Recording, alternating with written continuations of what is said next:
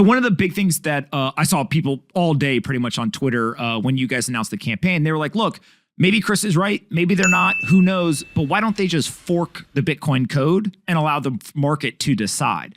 What was the thought process in terms of running the campaign versus just going and forking the code, making any changes that you thought or the rest of the group thought would be applicable, and then allowing the market to decide what was valuable? Well, first of all, I'm not that smart and I don't have that much energy anymore. So, and nobody would trust me to do something like that. So, no, this is about one, awareness. Let's get awareness of the problem, the climate problem, the contribution here. And then, yeah, like, can you inspire? Like, come on, let's make a code change. And again, a code change consistent with the values of the Bitcoin community. But come on, I got to believe, whether it's the core developers who come up with this, whether it's the Miners Association, hey, a smart teenager in Cambodia, right? A math teacher in Ukraine. I mean, the world can do this, right? They can figure this out, but we got to start working on it. That's the only point we're trying to make. I can't do that, but there's brilliant people out there, and everybody's dialed into crypto right now. The whole world is. So we can come up with something better. Okay. Now, there was a line in a Bloomberg article that I read, and the line was, the campaign believes that about 50 key miners, crypto exchanges, and core developers have the power to change Bitcoin's code. Now, as you can imagine, this was probably the one thing in all of the articles that I saw people getting the most worked up about. I saw everything from like, who are the 50 people, right? To how do you not include node operators after we saw the block size wars, et cetera? Just maybe to kind of make this valuable for folks who are listening. How do you think the code would be changed? Do you agree with the statement that there's 50 miners and exchanges and people that could do this? Do you think that maybe that was a overstatement, or just walk me through kind of the process of actually changing it if there was a change that you thought was applicable? Yeah, fair question. I mean, go back to, there's a book out recently, like the block size wars, right? And you look at kind of some of the battles, or I don't know what you want to call it, kind of family dispute in 2015, right? I mean, back then, if you look at some of the Medium posts and kind of what we're support, it was like 30 to 50 let's call them influential people. You're right. They don't have the power to unilaterally do anything, but they're influential, right? So they got behind something. Could they convince other people in the community that we got to do this, right? How did Segwit, come about, right? That kind of a thing. So it's an influential thing.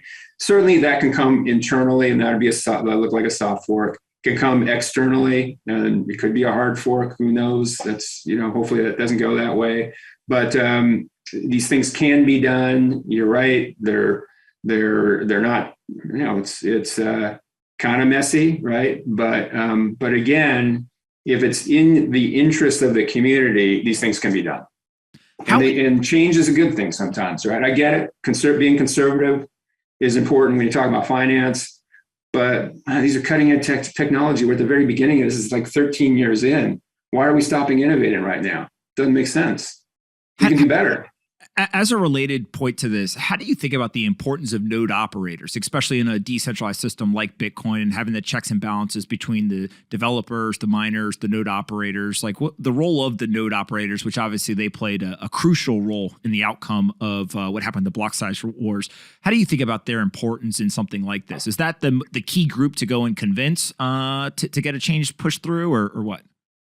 Yeah, I mean, it depends what their role is, right? Are they an exchange, or just, somebody with an interest in the network, right? So probably an exchange probably goes along with their customers, right? Of Fidelity, for example, say, hey, look, we've got to get on this new code base because this improves the climate situation. That might be influential to one validator. If it's just a validator, like say, hey, we're just going to hold the line, we're never going to change, and that's a different, that's a different calculus. But it is very important, right? Because they can reject, something that might happen from that core group. You have to convince them. You have to influencing them and motivating them that this is a positive and not something that's going backwards. One of the other themes was basically the conversation that you've had. Have you talked with exchange CEOs? Have you talked with the BlackRocks, the Fidelities, et cetera? What has been their reaction if you have spoken to them? Any insights there? Yeah, I mean, I don't want to, actually name names. That wouldn't be appropriate. But we have spoken with a number of folks, including miners. And look, some miners are being really responsible. You look at Argo and Riot and Giffen, and they're doing the right thing with renewables. The problem is the code doesn't say anything about renewables, right? The code just says, in sense, cheap energy, right? If Saudi said we're getting into mining tomorrow, all those Texas, the mining going on in Texas move over to Saudi Arabia, and it'd be fossil fuels and it'd be super cheap, right? So, some people get it, right? And have said that. But I get it. This is a controversial thing. It's a big step. But look, we're in uncharted waters here with climate crisis, and we got to be fighting this thing on every single front, and it's one of the fronts.